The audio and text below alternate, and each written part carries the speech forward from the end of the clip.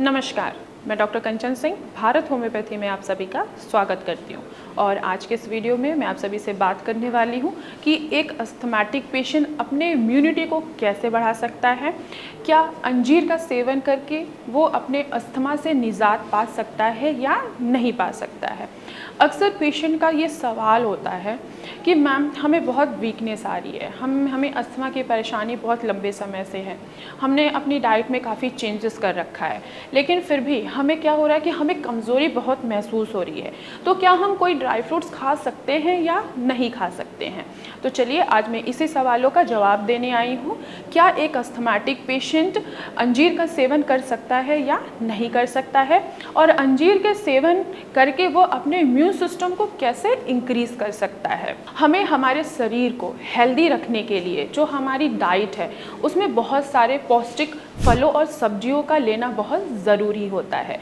अगर हम अच्छी डाइट नहीं लेते हैं तो इससे हमारे शरीर में परेशानियां बढ़ती चली जाती हैं। ऐसे ही एक अंजीर ऐसा फल है जिसका सेवन करने से आपके शरीर तो गंभीर बीमारियों से बचाता ही बचाता है, साथ ही साथ आपके शरीर को ये हेल्दी भी बनाता है। अंजीर को अगर हम बात करें इंग्लिश लैंग्वेज में तो उसको फिग्स कहा जाता है और इसको एक ड्राई फ्रूट्स की तरह इस्तेमाल किया जाता है। अंजीर में बहुत सारे ऐसे पौष्टिक तत्व पाए जाते हैं जैसे कि पोटेशियम, मैग्नीशियम, फाइबर और साथ ही साथ विटामिन की भी भरपूर मात्रा होती है जो कैंसर और टाइप 2 डायबिटीज़ को कंट्रोल करने में हमारी मदद करता है। अब जाहिर सी बात है, जब वो कैंसर को और डायबिटीज़ को कंट्रोल करने में फिक्स हमारी मदद कर रहा है तो सोचने वाली बात है कि अस्थमा के पेशेंट अगर अंजीर का सेवन करेंगे तो उनको जो सांस लेने की तकलीफ़ है उसमें भी काफ़ी आराम आएगा। तो अंजीर खाने से अस्थमैटिक पेशेंट की सेहत में तो बदलाव देखने को मिलता ही मिलता है।